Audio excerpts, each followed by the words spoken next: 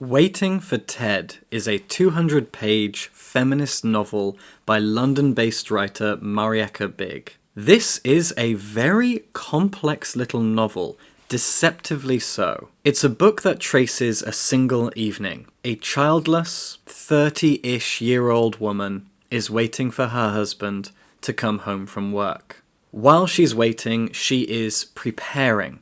She's doing her makeup, she's thinking about her life, she's making sure the house is spick and span, and she's reminiscing over how she got to this point. Over her parents, her husband, his parents, their life so far, how they met, and the book flashes back through all of these things in a roughly chronological order as she gets herself ready and awaits his arrival. Every single chapter, apart from the last two, I think, opens with the line, "I'm waiting for Ted to come home." And while she's waiting, she thinks.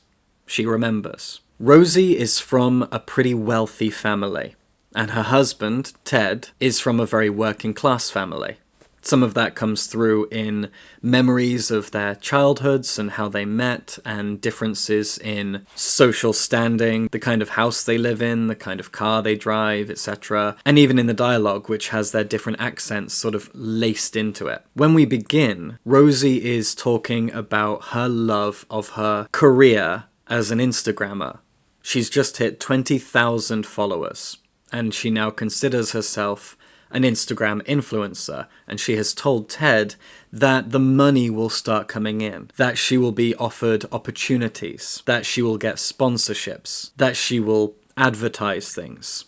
That will be her income. That's what she's been building towards. Now, I hugely related to this because I am a professional blogger. I'm a writer, a YouTuber, a lot of different things. And I had to work and wait a long time to get to this point. So I kind of relate to this.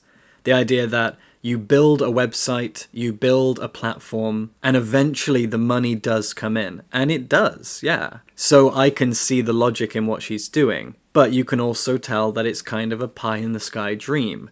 That 20,000 isn't a big number when it comes to Instagram influencers. Not at all. And so she's kind of, as Ted would probably say, a little bit away with the fairies. And as a working Joe, Ted wants her to just have a job. And the problem in their marriage comes from the fact that she has been spending a lot of his money, or money that her parents have given her because they're wealthy, on things for the house, because her niche within Instagram is perfect suburban housewife stuff. So she buys a lot of furniture, she decorates perfectly, she lays out a spread of beautiful food and baked pies, and she's trying to create this lifestyle image for herself, and that's what she wants to be as an influencer, showing people how to live a perfect suburban life as a perfect little housewife. But Ted looks down on her for all of these things. At the beginning of the novel, we do judge Rosie a lot for being naive, and for not being a very good feminist, for being happy with her lot as the daughter of a rich family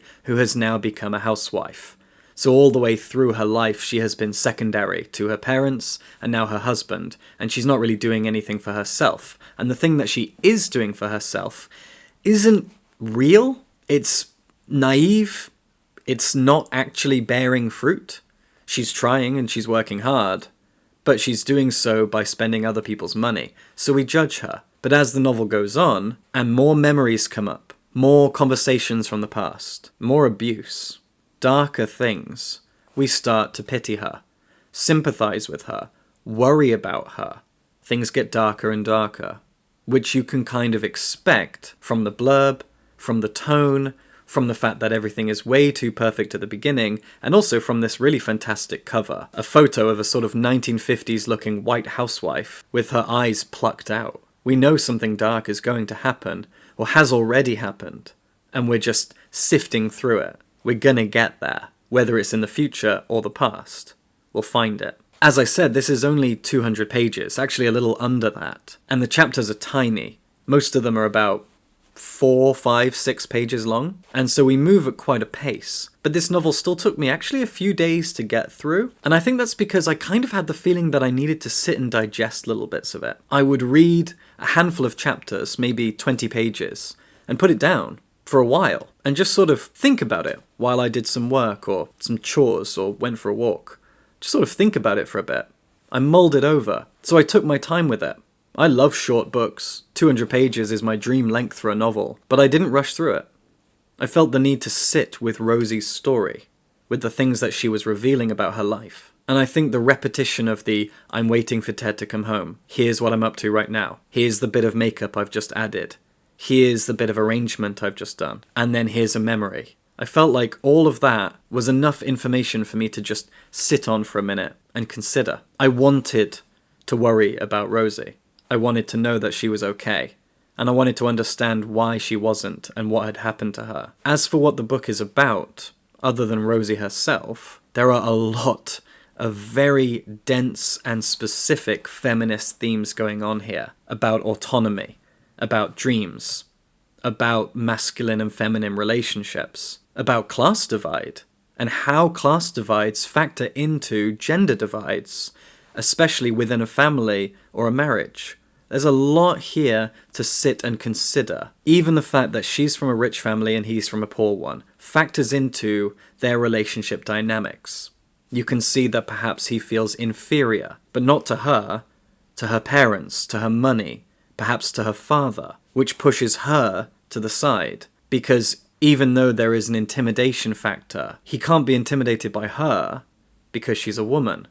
And Ted is misogynistic. That's very clear, even early on. He has a massive lack of respect for his wife. Their relationship is uneven in multiple ways. This is a very dense book thematically, despite the fact that it almost has a Groundhog Day sense of repetition to it. As I said, it begins the same way, it treads a lot of the same ground, but every time we are taking tiny baby steps forward, deeper into the evening, as the sun is setting and Ted is still not home, and also deeper into the past, and deeper into Rosie's mind, and Ted's, but from her perspective. She is, in that sense, a kind of unreliable narrator, but her reliability grows and strengthens as the book goes on. I'm really impressed by the sort of subtle terror that this book instills. Fear of men, fear of specific relationship dynamics and paradigms. This is a really impressive piece of literature. It is wonderfully feminist, but in a way that has you thinking different things from different angles as it goes on. From anger, frustration, to sympathy, pity, and more. And also, you think to yourself as a feminist, well, why do I pity her?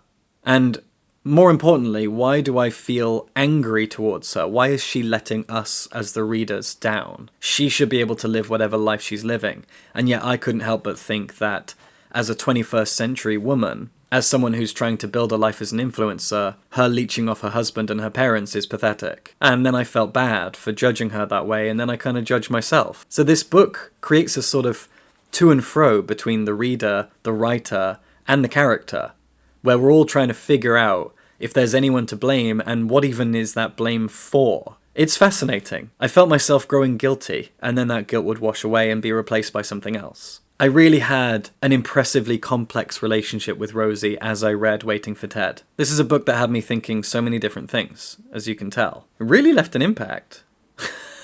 Even more after hitting record than I had thought about leading up to doing this review. It's wild.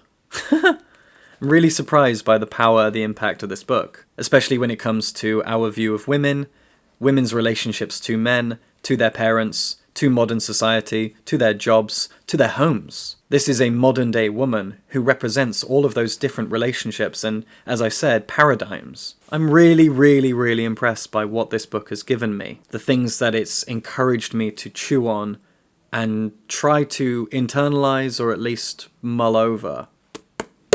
Marieke Bigg is amazing. This is an incredible novel. Please check out Waiting for Ted, if any of this has sounded interesting to you. Absolutely fascinating. Subscribe for books.